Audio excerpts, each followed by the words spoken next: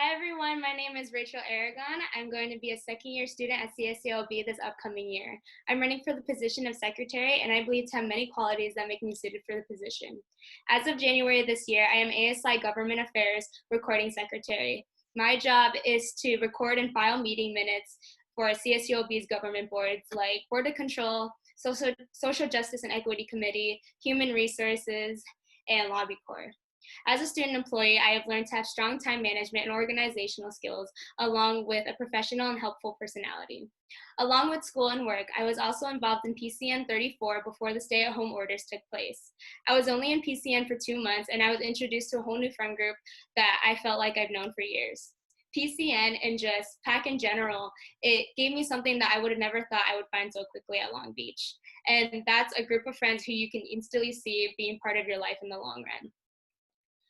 After I got picked up in the fall and saw how welcoming my Kuya and Sibs were, I knew that PAC was that one thing that would make Long Beach a home for me. And as someone who's a freshman, a transfer, or just new to Long Beach in general, I think that's one of the most important things that they want. I personally think it's difficult to academically succeed when you don't have a support system, especially in a city that you're not familiar with. And so I just want people to find what I was fortunate to have during my first year of college. Being on CAB, my goal is to emphasize that people can find a group of friends or a family even in PAC, whether you're white, Black, Mexican, mixed, first generation American, second generation American, it doesn't matter as long as you're willing to learn about the Filipino culture and put an effort into the close relationships that you meet when you join PAC.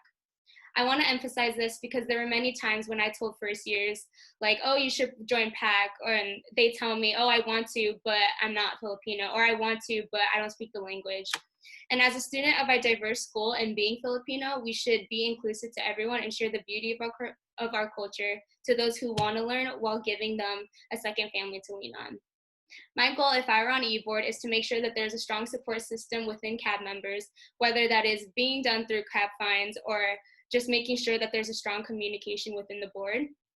If Gen members see that leadership is burning out, like why should PAC, like Gen members put in the effort to stay active in PAC? So I think being aware that Gen members are looking at CAB members' efforts and is critical when carrying out our mission. If I were to be chosen for secretary specifically, I will make sure all of the agendas are presented in detail and creatively so it's more appealing to Gen members. In a way, I think that when Gen members see how much effort is put into the agenda posters and how creative it is, the more excited they are for the actual meeting. Although secretary is a very behind the scenes job, I will make sure to interact with Gen members by going to meetings, going to events, and giving newbies that same spark I felt when I joined PAC. Building relationships with different kinds of people may help mitigate the clickiness that I've heard to be presented throughout the different lines. So definitely reaching out and introducing people will make others feel more welcomed.